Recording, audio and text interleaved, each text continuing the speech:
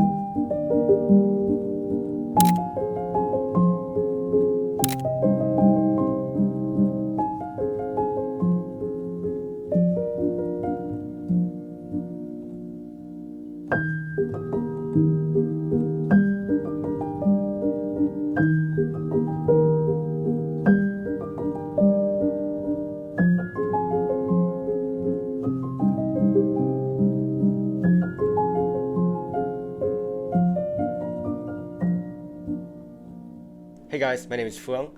I'm a photo hobbyist from Hanoi, Vietnam. Today in this video, I want to share with you some of my take on the aesthetic of Hanoi, as well as the joy that I have doing photography in the city. So let's go.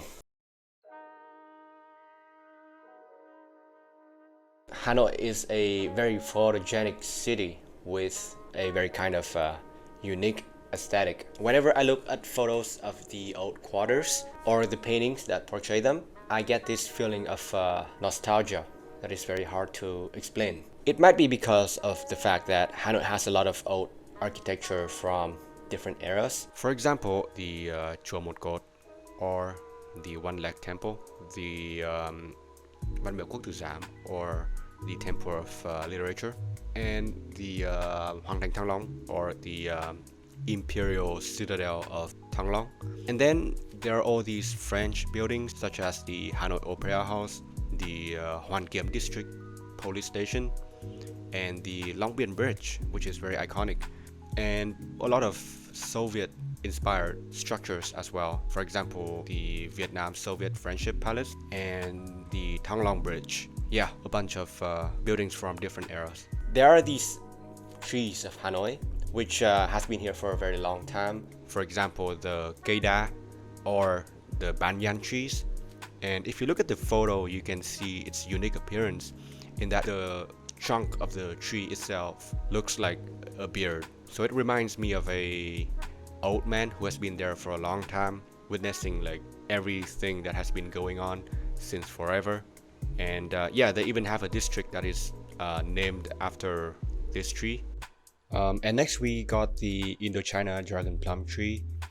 And to see this kind of tree, you should go to the Phan Đình Phùng Street, where they planted like a bunch of these trees on both sides of the street. So much so that like they create these tunnel-like effect where you just ride underneath it. And what's special about this place is when autumn comes, like all the leaves turn golden, like the whole street transforms into like this golden color avenue. And during this time when the light is able to find its way through the leaves, it creates these kind of sun rays that makes for a very magical photo. And then there are all these blackboard trees. In Vietnamese, it's cây hoa sữa, which literally translates to the tree with the milk flower. What's interesting about this tree is that it creates like this very famous scent every March when the flowers bloom. So yeah, there's also like a bunch of other trees, but obviously I'm not gonna list them all out here, but they all contribute to the aesthetic of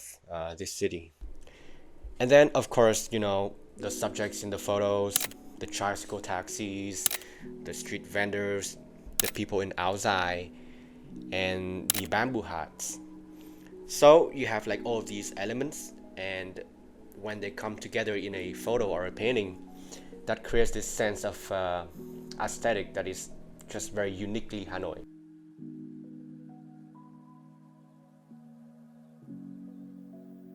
There's this thing that is called the Hanoian way of life. There's usually no official definition for it, but from what I can gather from many sources, the recurring theme seems to be the elegance in the way that Hanoian dress, the zen in the way we conduct ourselves, or talk or act. Many other versions even include like our levity and calmness when it comes to like dealing with difficult situations. Since I started doing photography, something that I learned is that the beauty of things is, in the small details. One thing that I noticed is, for example, the way people love to decorate their living space with a lot of plants and flowers. And then when you go outside on the streets, like you see all these trees everywhere. And in order for greeneries of such scale to exist, I think not only does it require like collective effort, but it kind of also requires like an inherent love for nature. And it just goes to show that for us Hanoians, when our daily lives are so hectic, we tend to gravitate towards places that can invoke a sense of tranquility or calmness in these green spaces. And personally, I think that just goes to show another side of us that is perhaps more romantic. And then there's the way that Hanoian dress. In general, I don't think people want to be too flashy or draw too much attention. So they dress in a way that is very humble and simple, yet still very elegant. For example, if you look at these photos of people in outside, everybody is practically wearing the same kind of clothes, but they're still able to express themselves through details such as colors or graphics on their outside, and then there's all kinds of fits as well. And obviously when you come down to the streets during special occasions and you see a lot of people wearing outside with a lot of colors, you immediately can feel the vibrant atmosphere, like there's something very festive and colorful. It's something that is very hard to find elsewhere other than Hanoi. A very recent observation for me is during the recent typhoon season called Yagi, where a majority of trees were blown down and then there's like floods everywhere. It's a pretty catastrophic event, and personally I thought people would be gloomy and sad, but the morning after, when I came down to the streets to try to document all these things that were happening, I saw that people were very calm and there's almost like this positive vibe on their face, where they were like coming together, trying to clean up the mess and helping each other out. The way people deal with problems and life in general, I think it's always with a sense of levity. I definitely didn't see any signs of panic or sadness, but it's more like an atmosphere of life goes on, Like in these photos, you see people just keep doing exercise despite what's happening around them. And I think, to put it simply, we have gone through so many difficult eras in the past. So I think this kind of calmness is something that is passed down from different generations and became kind of a cultural thing. So all of these observations made me realize that if I keep looking for the Hanoi lifestyle through the grandiose and idealistic criteria, then I'll probably never find it. But if I try to focus my energy on looking for normal daily moments, then basically I'll see a lot of signs of these lifestyle. And as a photographer, I think that is exactly what makes the Hanoi aesthetic the way it is.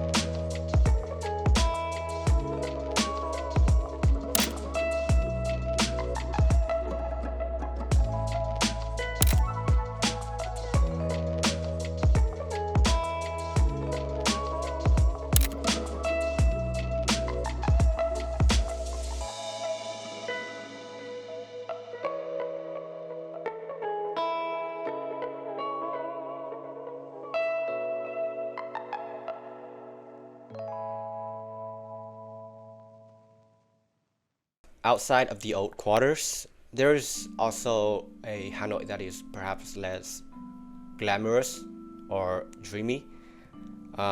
Yet they still have like this very unique look to them. One of the places that I frequent a lot in doing photography is this Thành Công word, where I was born and grew up for 16 years of my life. It's where I went to school.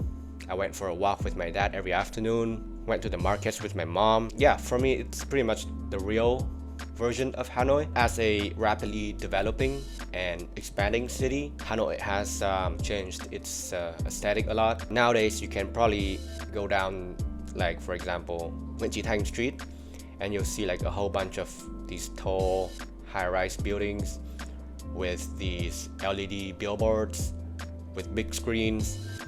And then there's also these modern industrial construction sites like bridges, overhead passes, and all these new metro stations that are coming into place. It's starting to having this very modern city look to it, and it comes at the cost of some of the old neighborhoods, because some of these neighborhoods have to be torn down in order to make place for some of these new high-rise building. So it kind of reminds me of what happened with the Kowloon Wall City in Hong Kong.